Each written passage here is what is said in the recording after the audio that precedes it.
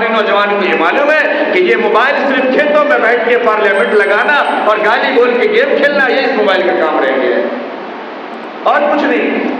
اس سے پہلے جتنے قوانین آئے اس پہ باتیں کی گئی، وہ بھی نہیں معلوم، بل نہیں معلوم، قانون نہیں معلوم۔ اب تک نوجوان یہ پوچھ رہے وقف ہوتا کیا ہے، وقف بل کا مطلب کیا ہے، اوقاف کہتے کسے ہیں؟ یہ سوال اتنے وقتوں سے ہمارے درمیان چل رہا ہے۔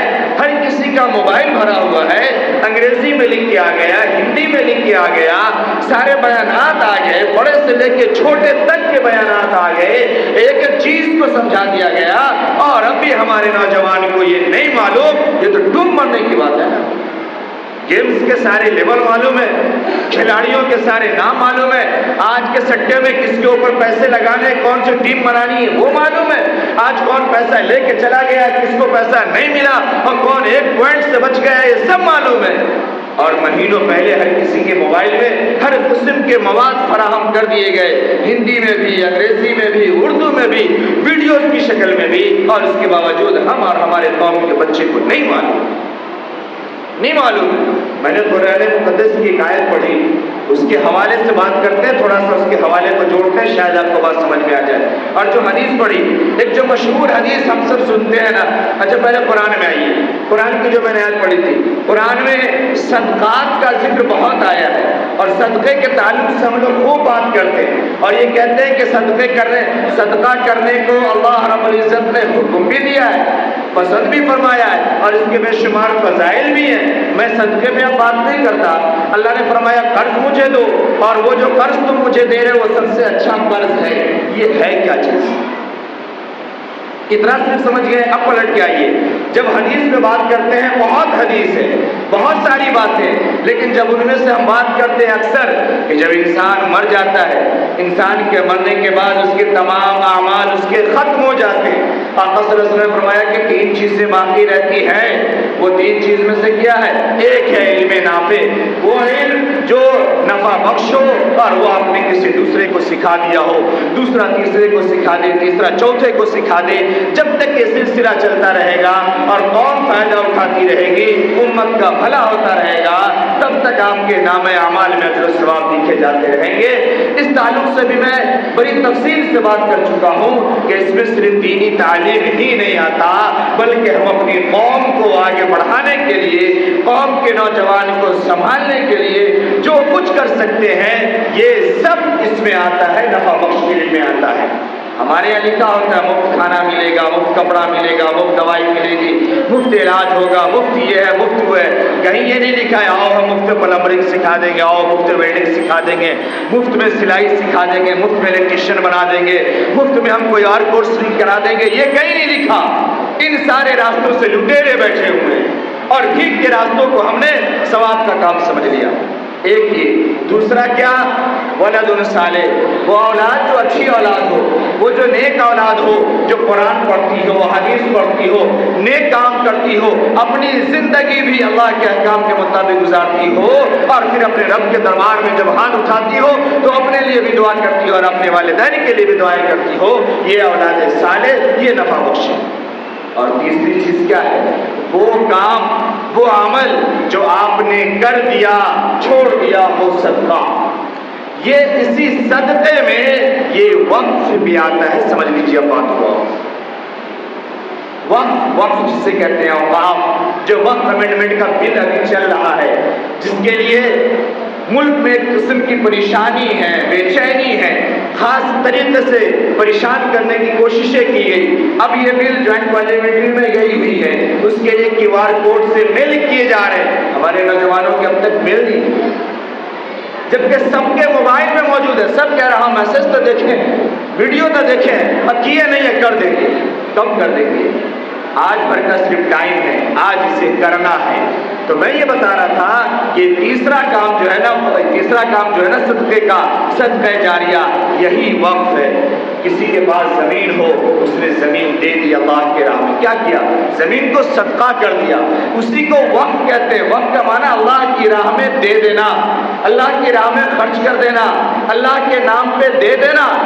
اب اس کے دیکھ ریکھ کرنے والا کوئی بھی ہو سکتا ہے، اب اس کا مالک ہم نہیں ہیں، ذاتی فائدہ اس سے دینے والے کو نہیں ہے، ہاں عمومی فائدہ ہوگا، قوم کا فائدہ ہوگا، غریبوں کا فائدہ ہوگا، فی سبیل اللہ دے دیا گیا ہے، اعلاء کلمت اللہ کا کام اس کے ذریعے سے ہوگا، خدا کے احکام کی ترویج اور تنفیذ اس کے ذریعے سے ہوگی، دین کی اشاعت اس کے ذریعے سے ہوگی، اس کام کے لیے یہ چیز دے دیا گیا، چاہے وہ ہماری رقم ہو، چاہے وہ ہماری زمین ہو، چاہے ہماری کوئی چیز ہو، یہ سب وقف کی ہوتی ہے۔ اور اس ملک کے اندر اور پوری دنیا میں یہ جتنے مساجد ہیں، جتنے مدارس ہیں، جتنے یہ خانقاہیں ہیں، جتنی درگاہیں ہیں، جتنے قبرستان ہیں، اس کے علاوہ اور بھی بڑی بڑی پراپرٹیز ہے جس کو ہمارے اکابروں نے، ہمارے اسلافوں نے اللہ کی راہ میں دے دیا ہے، اللہ کی راہ میں صدقہ کر دیا ہے، اسی کو وقف کہتے ہیں۔ یہی وقف یہ ہماری چیز ہے، ہمارے اس میں مدارس چلتے ہیں، مکاتب چلتے ہیں، اللہ کا گھر ہم نے اس کے اوپر بنایا، اس اللہ کے گھر میں ہم سجدے کرتے ہیں اور اللہ کی ملکیت کو ہم حفاظت کرتے ہیں اور اس کے مطابق کام کرتے ہیں۔ یہ چیز ہماری ہے اور ہمارے آباء و اجداد نے ہمیں دیا ہے، ہمیں کسی دوسرے نے نہیں دیا۔ جب کوئی دوسرا یہ کہے کہ یہ میرے حساب سے چیزیں کام کرے، کیوں؟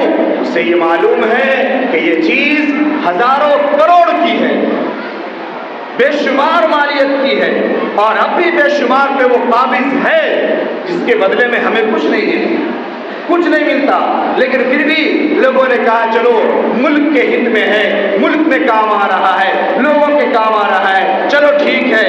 لیکن اب یہ کہ جو چیزیں ہماری ہیں وہ چھین لی جائے، وہ لے لی جائے اور ہم سہن و سکون سے دیکھتے رہیں اور بیٹھے رہیں، یہ بات سمجھ میں نہیں آتی۔ جب یہ قانون اگر ایک بار بن گیا، جب حکومت ایک بار اس پہ قابض ہو گئی، پھر انجام یہ ہوگا کہ ایک ایک کر کے مدارس بند کیے جائیں گے۔ یوں بھی بے شمار سازشیں چل رہی ہیں، کبھی سروے ہو رہا ہے، کبھی کچھ ہو رہا ہے، کبھی کچھ ہو رہا ہے، کبھی کوئی میڈیا والا جا کے کہہ رہے دیکھو یہاں تو کچھ پڑھایا نہیں جاتا، یہاں تو یہ نہیں معلوم کہ پردھان منتری کون ہے، یہاں تو یہ نہیں معلوم کہ یہ کون ہے، یہ کون ہے۔ تمہارے یہاں پہنچا تمہارے بچے کو معلوم ہے کیا؟ جس کا جو اسٹینڈرڈ ہے اس کو وہی معلوم ہوگا، لیکن بہرحال اس کو جواب دے گا کون؟ اس کو صرف ایک جھنجھونا چاہیے بجانے کے لیے، وہ کسی طریقے سے اسے مل جاتا ہے اور پھر وہ ملک کے سامنے اور اپنے لوگوں کے سامنے پیش کرتے تو قسم قسم کی سازشیں ہوئی اور ہوتی رہیں گی۔ پھر وہ ایک ایک کر کے مساجد پہ قابض ہوں گے، پھر قبرستانوں پہ آئیں گے، اور پھر جہاں ہمارے آباء و اجداد کی، جہاں ہمارے پرکھوں کی ہڈیاں ہیں، اس کو بھی وہ کھود کھود کر کے کہیں وہ پارک بنائیں گے، کہیں وہ مال بنائیں گے، کہیں وہ فیکٹری لگائیں گے، کہیں وہ کچھ اور کریں گے، اور وہ سب کا فائدہ صرف اس کو ہوگا، یہ بھی نہیں کہ اس کے ذریعے سے کسی مسلمان کو۔ تو چیز ہماری ہے، میرے شیخ کا بیان آیا کہ نہیں آیا؟ چیز ہماری ہے، کہیں اس پہ 80% عمل ہے، کہیں 50% کام ہو رہا ہے، کہیں 10% ہو رہا ہے، بھائی ہو تو رہا ہے، کہیں نہیں بھی ہو رہا ہے، ہماری چیز ہے، ہو نہ ہو۔ بھائی مثال کے طور پہ میرے باپ کی 10 کٹھا زمین تھی، 10 کٹھا زمین میں سے کوئی بھائی ہے جو سب 10 کٹھا جوت لے رہا ہے، کوئی ہے جو 5 کٹھا جوت رہا ہے، کوئی ہے 2 کٹھا جوت رہا ہے، کوئی ہے نہیں جوت رہا ہے، وہ بنجر پڑی ہے، تو کیا وہ کسی دوسرے کی ہو جائے گی؟ ارے ہم جوتے یا نہیں جوتے، چیز تو ہماری ہے نا، ہم اس سے فائدہ لے یا نہ لے، چیز تو ہماری ہے، چیز ہماری رہے گی۔ تو یہ وقت کا معاملہ یہ بڑا اہم معاملہ ہے۔ اب معاملے کو سمجھیے اور حساس رہیے، جاگ کر کے رہیے اور ایک ایک چیز پہ نظر رکھیے، اپنے اڑوس پڑوس میں بھی اور اپنے ملک کی سطح پر بھی کہ کیا کیا سازشیں ہو رہی ہے اور کیا کیا ہو رہا ہے اور کیوں ہو رہا ہے۔ اس کی وجہ یہی ہے کہ ہمارا نوجوان دین سے دور ہے، تعلیم سے دور ہے، اس سے کوئی فرق نہیں پڑتا کہ کہاں کیا ہو رہا ہے، نہیں ہو رہا ہے، کیسے ہو رہا ہے، کوئی خبر نہیں۔ اگر اسے بار بار جگاؤ، بار بار بتاؤ، تب یہ پوچھتے اچھا کچھ کہہ رہے ہیں کیا؟ پتہ چلا تب تک چڑیا اڑ گئی، اب یہ کہہ رہے کچھ کہہ رہے تھے آپ، یہ نہیں۔ آج وقت ہے نوجوانوں، جن جن کے میل کرنے باقی ہے وہ میل کریں۔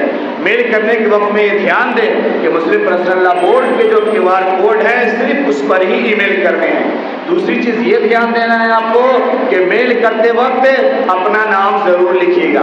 اچھا، ایک سوال لوگوں نے بار بار کیا، میرے من میں بھی تھا، میں نے بھی اپنے بڑے سے کہا، اس سے پہلے بھی تو ہم ایسا کر چکے ہیں، کیا ہوا؟ اور یہ سب سوال اس قسم کے منافق لوگ زیادہ پوچھتے ہیں اور پوچھے ہیں جو جس نے پہلے بھی نہیں کیا تھا اور اب بھی نہیں کر رہا. وہ یہ سمجھ رہا ہے کہ یہاں ہم جائیں گے فلانا کہ یہاں سے چادر پھاڑ کے لا کے رکھ لیں گے کامیاب ہو جائے گا. اور ہمارا چادر والا کہہ دیا ہے کہ نہیں یہ صحیح قانون مودی جی لے کر کے آ رہے ہیں کیونکہ انہوں نے کہہ دیا ہے تو صحیح کہا ہے. اس بات کریے بڑا عجیب ٹاپک ہے. یہ وہی لوگ ہیں جب دیش کی آزادی کی جنگ لڑی جا رہی تھی نا تبھی انگریزوں کی کوٹھی میں بیٹھ کر کے ملائی کھا رہے تھے. کیا آپ کو بتائیں, کیا آپ کو معلوم ہے؟ تاریخ پڑھے میرے بھائی, سمجھے اپنے آپ کو, اپنے دین کو, اپنے ایمان کو.